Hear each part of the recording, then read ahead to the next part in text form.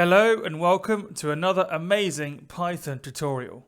Today I will be showing you how to test to see if that number is an Armstrong number. Now this is a common Python developer test question that is sometimes used in exam-like situations or in interviews to test people's knowledge of Python and coding. So what I'm going to do is I'm going to reveal the secret to you here and now. So what is an Armstrong number? Well, an Armstrong number is when the entire number is the same as each of the individual digits in the number cubed. For example, if we have a number that is A, B, C, then an Armstrong number would have A, B, C equal to A cubed plus B cubed plus C cubed. And what they may do in the test, I've seen this in a couple of practice tests and test examples, is that they'll want you to write a piece of code that tests for an Armstrong number, and then they'll want you to have, say, a result printed saying this number is an Armstrong number or either this number is not an Armstrong number.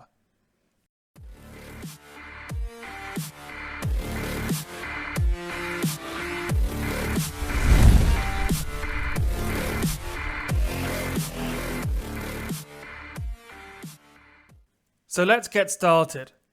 The first thing I've done is I've created a variable called number.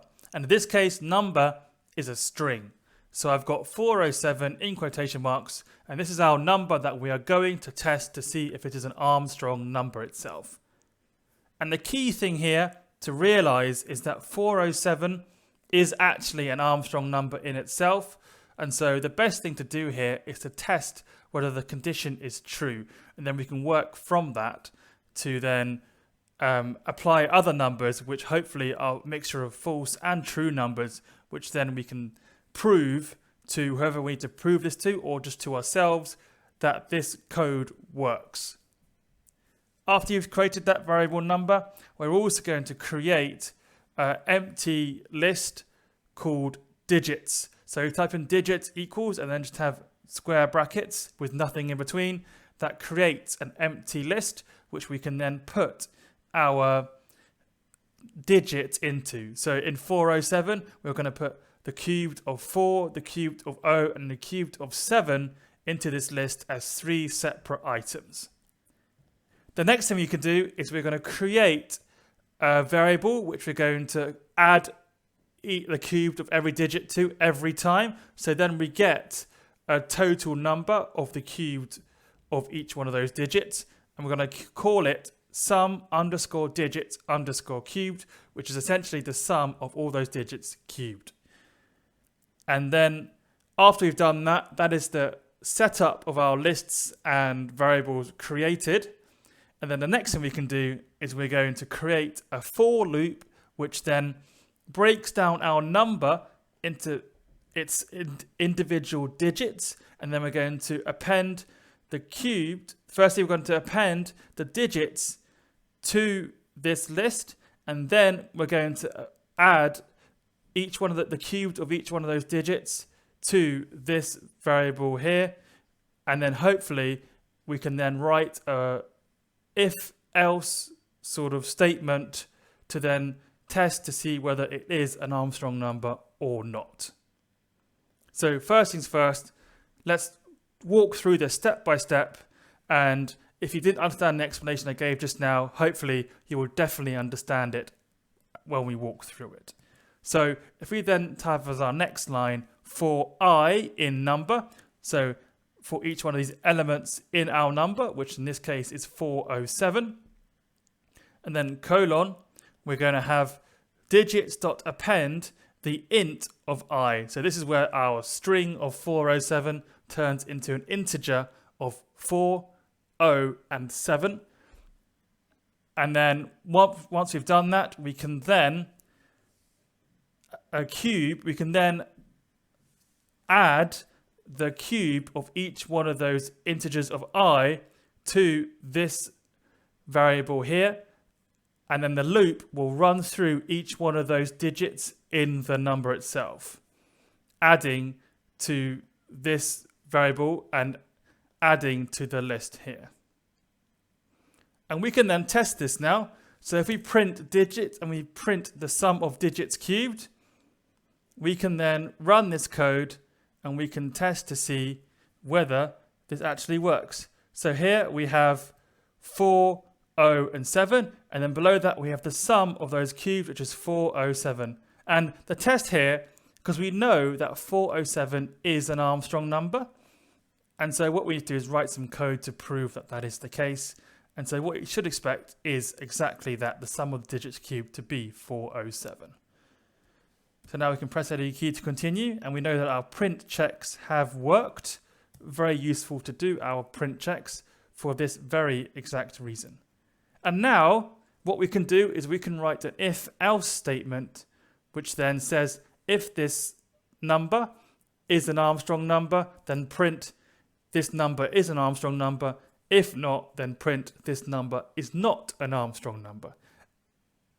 And what I'm going to show you is two different ways of doing that if statement. So let's go to the first one. If we type in if sum underscore digits underscore cubed is equal to, and this is two equal signs, int of number here. So we're basically saying if this variable here is equal to the integer of this variable here, then we type in print int of the number, comma, and then in quotation marks put is an Armstrong number, and then close brackets, else, and then colon, print int of the number, comma, and then in quotation marks is not an Armstrong number, and then close the brackets of print. And it's very important if statements to have the indentation correctly done. So this if statement will not work if it's like that. So make sure you have your indentation done correctly. There you see the sort of red sort of squiggle appearing there because it senses that something is wrong and the indentation is not correct. So what we can do now is we've hashed out our print checks. So now the next print should be whether it is an Armstrong number or whether it's not an Armstrong number. Hopefully it will print that 407 is an Armstrong number because we've established that before we've even started to write our code. So let's do our if statement here. We can see here that it's printed 407 is an Armstrong number. And we can now test this out. So if we type, instead of 407, we type in 123, we can run our code again, and we can see that 123 is not an Armstrong number. So we can then go back to our 407, and we can then run it again, just keep sort of testing the runs and see here that is an Armstrong number. And you can do this with however many numbers you want, but I won't go through lots of numbers because of time, and I want to show you another way of doing your if statement. So yeah, there is another way of doing the if statement.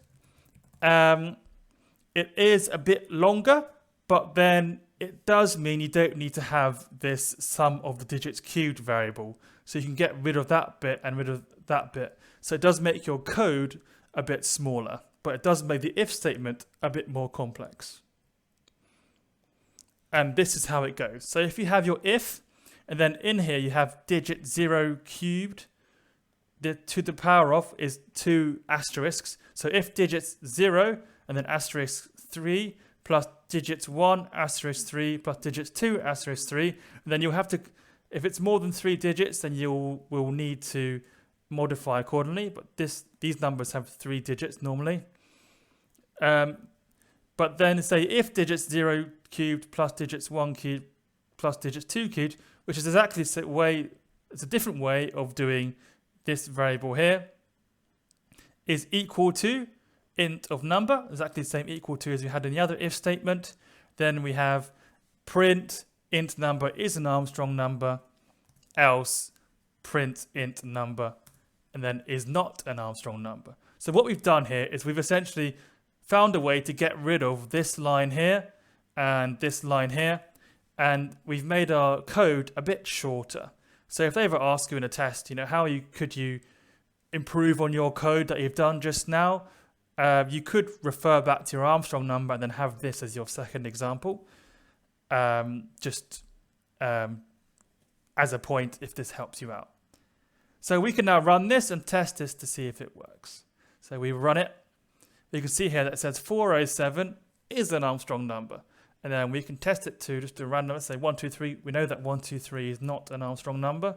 So we can run that to see if the not function works as well. You can see here that 123 is not an Armstrong number. So there we have two different ways of doing the exact same thing, of testing an Armstrong number. It's also a really great example of how you can write a piece of code and then you can also modify it and improve upon it to make it shorter.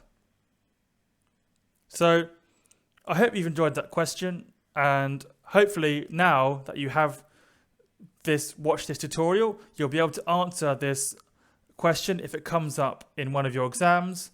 And if you don't want to be a Python developer and you're just interested, then I hope this has improved your knowledge of lists and how to get individual items within a list, and also how to use for loops and if statements all together to come up with some really useful Python code.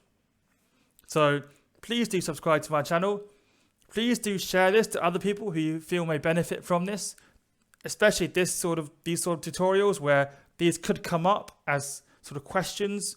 If your friends are Python developers or wanting to be Python developers, then this is definitely something that could come up. So please do share it to them.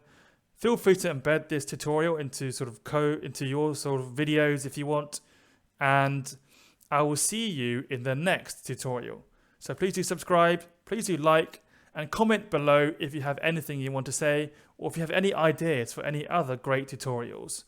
I have some really great comments that come through and suggesting things, and I've got a long list of things, and I'm going to just add that to the list. So please do subscribe, and please do keep an eye out for my next video. Thank you very much for watching.